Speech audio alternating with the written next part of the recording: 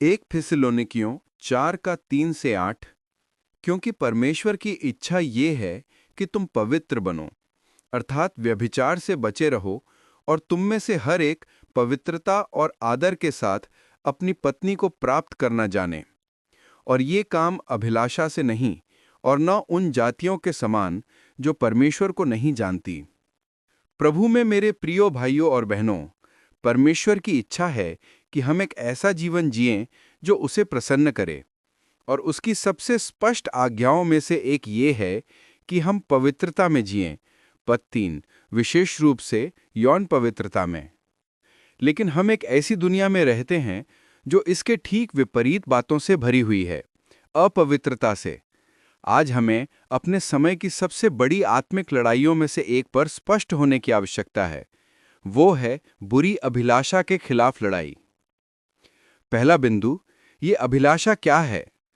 हमारे आज के वचन पद 4 और 5 में एक बहुत गहरा और स्पष्ट अंतर है। ये कहता है कि हमें अपना जीवन पवित्रता और आदर में बिताना है, न कि अभिलाषा की बुरी लालसा में। तुम में से हर एक पवित्रता और आदर के साथ अपनी पत्नी को प्राप्त करना जाने, और ये काम अभिलाषा से नहीं, और न उन जातियों के समान जो परमेश्वर को नहीं जानती। इसलिए अभिलाषा वही यौन इच्छा नहीं है जिसे परमेश्वर ने बनाया और अच्छा कहा। अभिलाषा उस अच्छी इच्छा का बिगड़ा हुआ भ्रष्ट रूप है।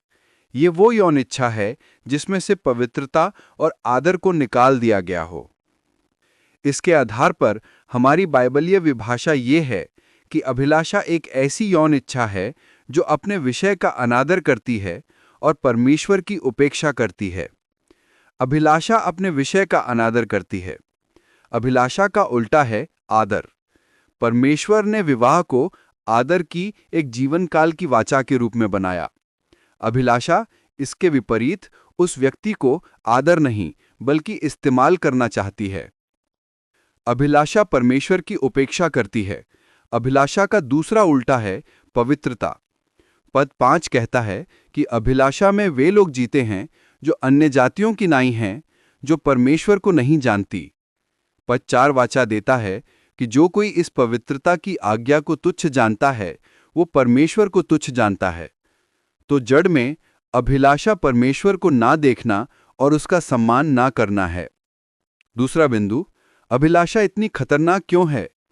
कुछ लोग यौन पाप को एक छोटा पाप मानते हैं, लेकिन परमेश्वर क्या कहते हैं? पद 6 में भयानक चेतावनी है कि प्रभु इन सब बातों का बदला लेने वाला है। ये कोई छोटा मामला नहीं है, ये एक अनंत काल का मामला है। प्रभु यीशु ने मत्ती 5 में कहा कि जो कोई बुरी इच्छा से किसी पर दृष्टि डालता है, उसने व्यभिचार कर लिया। और यदि तेरी आंख तुझे ठोकर खिलाए तो उसे निकाल कर फेंक दे, कि तेरा सारा शरीर नरक में ना डाला जाए। अभिलाषा के खिलाफ लड़ाई में दांव पर स्वर्ग या नरक लगा हुआ है। जो लोग इस पाप के साथ समझौता करते हैं, उन्हें यीशु की ये चेतावनी गंभीरता से लेनी चाहिए। तीसरा बिंदु, हम ये लड़ाई कैसे लड़ें? हम विश्वास से उद्धार पाते हैं, लेकिन सच्चाई ये है कि आज्ञाकारिता की लड़ाई ही विश्वास की लड़ाई है।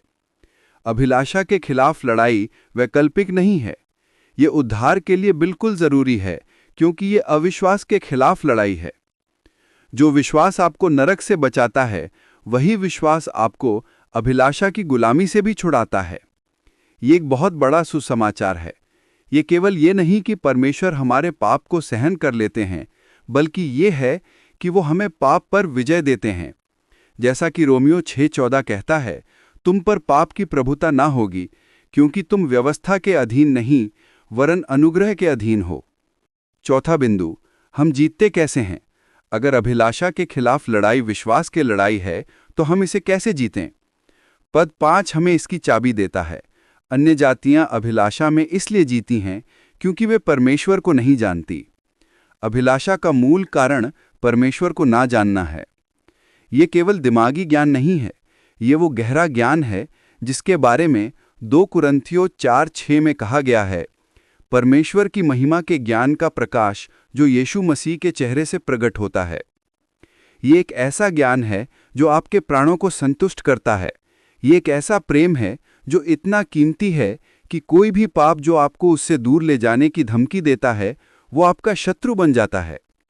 समाधान ये है, अपने विश्वास को एक अद्भुत और महिमामय परमेश्वर के ज्ञान से पोषित करें।